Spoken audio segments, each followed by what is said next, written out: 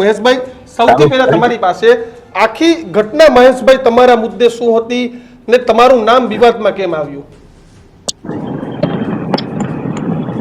એ ઘટના કઈ રીતે ઊભી કરવામાં આવી છે, ગામવાળાએ શા માટે ઊભી કરી છે, કોણે ઊભી કરી છે, એનું કાંઈ અમને ખબર નથી. ગામવાળા આજથી 20 વર્ષ પહેલા પીપી સવાણી જે અત્યારે સ્કૂલ છે એ ટ્રસ્ટની જમીન હતી. એ જમીન અમે લીધી ત્યારે પણ આવી જ રીતે 6 મહિના સુધી આ જમીન તમે કેમ લીધી, આ જમીન તમે કેમ લીધી. કોઈ પણ જમીન ટ્રસ્ટ વેચવા માંગતું હોય, પીપી સવાણી ચેરિટેબલ ટ્રસ્ટ હોય કે પીપી અમારી ઈએમ ચેરિટેબલ ટ્રસ્ટ હોય, કોઈ પણ તમે સ્કૂલ બનાવો તો તમારે ટ્રસ્ટ બનાવવું પડે. ટ્રસ્ટને કોઈ પણ મિલકત લેવી હોય અથવા તો ટ્રસ્ટની કોઈ જગ્યા લેવી હોય તો એ ચેરિટી કમિશનરની મંજૂરીથી લેવી હોય. હવે કોને જગ્યા વેચવી છે, કયા ટ્રસ્ટીને જગ્યા વેચવી છે, એ ટ્રસ્ટી ડિસાઈડ કરતા હોય. આજે અમારી પાસે એક ટ્રસ્ટની જગ્યા વેચાવા માટે અમારા ગામમાં આવી, અમે એમાં મેરિટ પ્રમાણે અમે એક ચેરિટી કમિશનમાં પૈસા ભરીને જગ્યા લીધી હોય.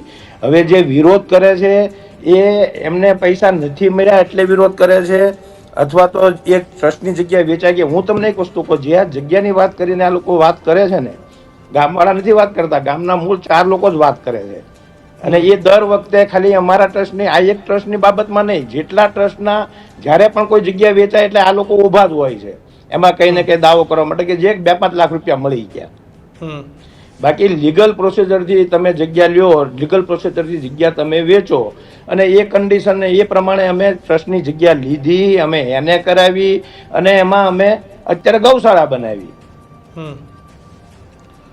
પીપી સવાણી સ્કૂલની 20 વર્ષ પહેલા જગ્યા લીધી ત્યારે પણ આ જ બધા લોકો, મારું બધા કરતા પહેલા તો કહેવાનું એ થાય છે કે જે લોકો આ વિરોધ કરે છે એ જે જમીન ટ્રસ્ટની વેચાણી છે એમાં ટ્રસ્ટી છે ખરા? અચ્છા, પહેલા તો તમે એને એ પૂછો કે એમાં ટ્રસ્ટી છે ખરા? એનું કોઈ પણ જગ્યાએ એમના બાપ દાદા સુધીના ક્યાંય નામ છે ખરા?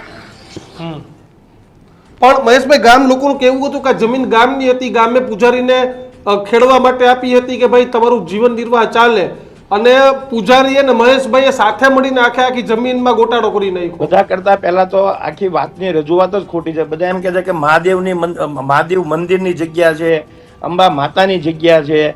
આ એક જે અમે અત્યારે ગૌશાળા બનાવી એમાં એક નાની એવી ડેરી પણ નથી. તમને ફોટા બતાવે છે મંદિરના અને જગ્યા બતાવે છે અને વાત કરે છે અમે જે જગ્યા લીધી એ બાબતની, અને મંદિર બતાવે છે ગામનું.